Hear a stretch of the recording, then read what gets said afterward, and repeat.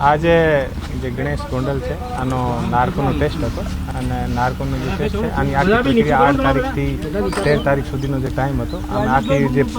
આખી જે પ્રોસિજર છે આખી પ્રોસિજર કમ્પ્લીટ થઈને અને આજે આનો નાર્કો ટેસ્ટ થઈ ગયો છે.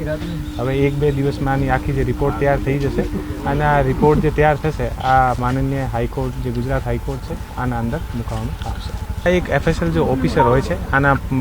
પોતાના રીતે બધા જે કેસ છે આની સ્ટડી કરીને અને આને આધારિત એ લોકો પસંદ તૈયાર કરતા હોય છે અને અમે જે આઈઓ અને જે પોલીસ ઓફિસર હોય છે આ સમયે અમે કોઈ પણ પાસે નથી રહેતા અને આનો એક આખો જે એક પ્રોટોકોલ હોય છે અને આ પ્રોટોકોલને તે એ લોકો બધા કરતા હોય છે અને પ્રોટોકોલ આધારિત કરીને અને એ લોકો અમને પછી આનો જે કન્ક્લુઝન છે એ આપવાના હોય છે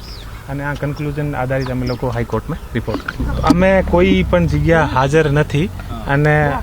અમારું કામ હોય છે આરોપીને લઈને આવવાનું અને આનો જે આઈઓ હોય છે એ આઈઓનું કામ જે FSLના જે ઓફિસર હોય છે આના સાથે ચર્ચા કરવાનું અને ચર્ચા કરીને અને જે આને જરૂરિયાત હોય આ વસ્તુ આપીને અને પછી આનો જે પર્સનલ અલગથી રૂમ હોય છે આના એડવોકેટ હોય છે સાથે એડવોકેટ અને બધા આને ભેગા ઊભા રહે હોય છે અને અમે પોલીસ ઓફિસર ક્યારેય પણ અમે આને પાસે નથી ઊભા રહેતા.